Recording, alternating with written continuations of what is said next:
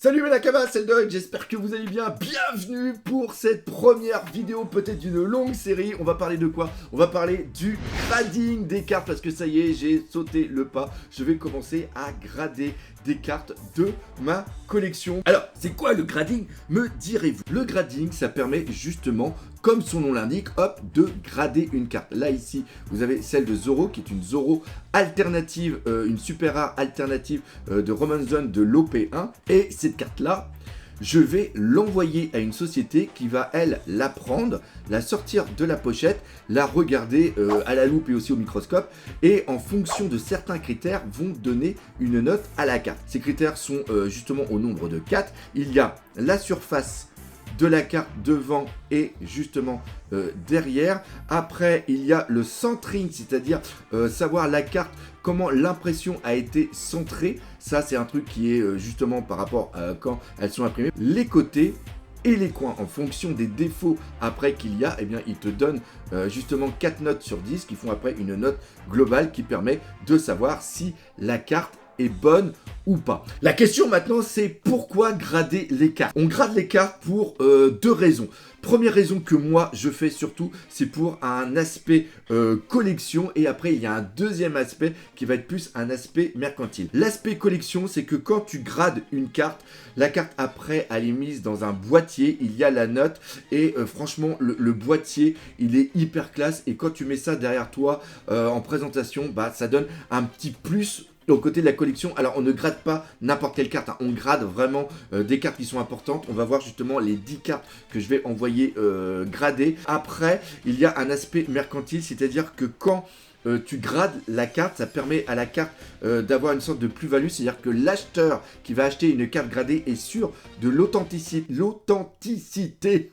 de la carte, va être sûr de son aspect, parce que souvent quand on va acheter une carte va coûter 300, 400, voire plusieurs milliers d'euros si on est dans les Pokémon, et bien quand tu dépenses de l'argent comme ça, t'as pas envie de recevoir une carte qui a un défaut. Si la carte elle est gradée, on sait que l'aspect correspond justement à la note qui lui a été donnée, et surtout ça permet aussi de référencer la carte, parce que la carte va être numérotée, et après sur le net on peut retrouver les informations par rapport à la carte. Maintenant, il existe énormément de sociétés de grading, ça a été l'un des durs choix de savoir qui je vais utiliser. Il y a une boîte internationale qui est hyper connue, qui est PCA, qui a commencé, je crois, il y a, je ne sais plus en quelle année, mais c'est il y a très longtemps, avec des cartes de baseball. Après, ils ont fait plein de cartes. Il y a aussi des boîtes françaises qui commencent à en faire depuis plusieurs années, et mon choix s'est porté sur qui? Sur CCC Grading. Pourquoi? Parce que tout simplement CCC Grading, j'ai vu énormément de vidéos dessus, la plupart des retours sont vraiment excellents, et j'aurais téléphoné, les mecs, j'ai parlé avec eux, ils ont une bonne mentalité, et moi ça me fait justement hyper plaisir. Ce n'est pas un partenariat que j'ai avec eux, c'est-à-dire qu'il n'y aura pas un code client, etc. La dernière chose, c'est que quand tu envoies une carte, forcément tu es obligé de payer. Tu payes un prix en fonction de la rareté de la carte, pour le travail tout simplement qu'il y a d'analyse sur la carte, et aussi le stockage des informations de la carte.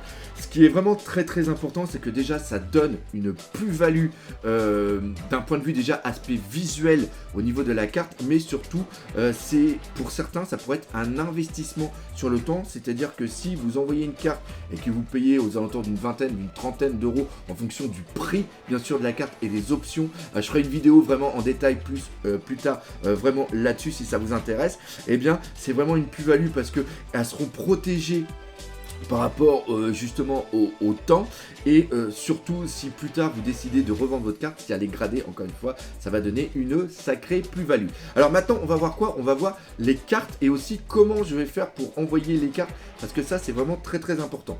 Donc la première carte que je vais vous envoyer, et que je vais en envoyer 10 en tout, c'est la Zoro que vous avez ici. C'est une que moi j'ai directement ouverte, donc j'espère que ça va aller. Le seul défaut que j'ai peut-être fait, c'est que j'ai pris une sleeve, au début j'y connaissais rien, donc j'ai pris une sleeve qui est hyper serrée autour de la carte. comme vous pouvez voir. Donc j'espère que quand ils vont l'enlever, normalement ils ont l'habitude, j'espère que ça va pas mettre des micro-rayures par exemple au niveau de la carte, parce que quand c'est dans une sleeve qui est assez serrée, quand on retire, il peut y avoir des micro-rayures en fonction des petits grains de poussière qu'il y a à l'intérieur. Oui, ça devient quand même hyper technique. Donc qu'est-ce qu'on fait quand on a la carte comme ça? Eh bien pour l'envoyer, qu'il n'y ait pas de problème, on la met justement dans un top sleeve qui est comme ceci, et on prend ça, qu'on met comme ça, hop, voilà, on met à l'arrière de la carte, comme ceci, et après, ce que vous faites, c'est qu'on la met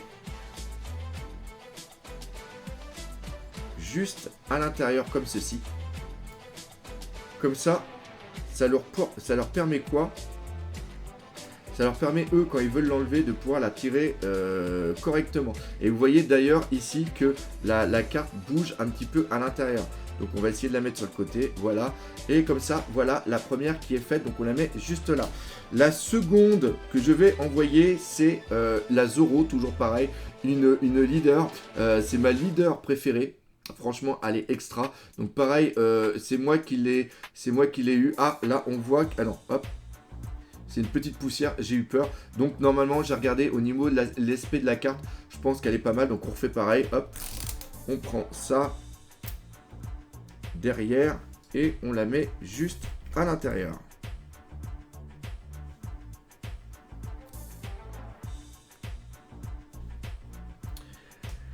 La troisième, c'est une Nami, ma première alternative que j'ai eue. Donc c'est vraiment une carte un petit peu coup de cœur, il y a des sentiments dessus.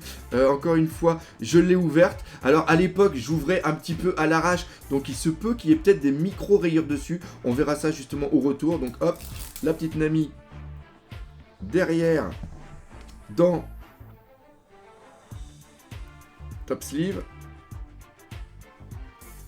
Après, gros coup de cœur, tout simplement quoi, la Shanks Manga. Alors la Shanks Manga, ce n'est pas une carte que moi j'ai ouvert directement au niveau d'un booster. Donc c'est une carte que j'ai acheté en magasin. L'aspect, je sais pas du tout comment elle est. Donc c'est quelque chose qu'on va voir. Par contre, on voit bien qu'au niveau du sleeve, le sleeve, vous voyez qu'il il ne colle pas à la carte. Vous voyez qu'il est vraiment beaucoup plus grand.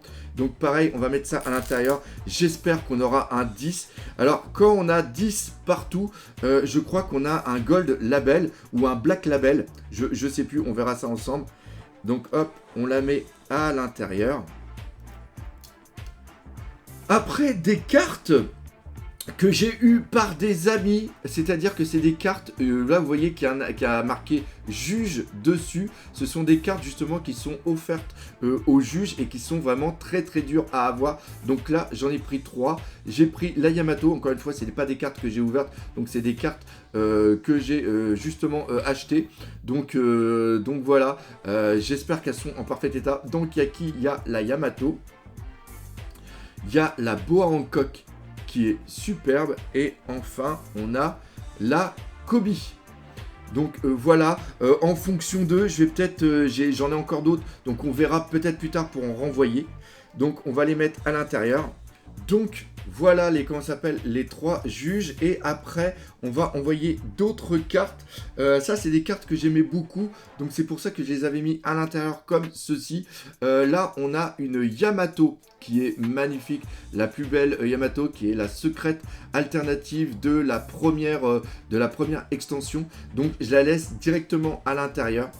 Donc je vais l'envoyer comme ça. Normalement, vous inquiétez pas, ils vont renvoyer les top loaders qui sont comme ceci. Et la dernière, ma plus grosse déception, il y a cette carte là. Alors je sais pas celle-là s'ils vont la noter ou pas, mais ce qui se passe, c'est qu'on va juste l'enlever.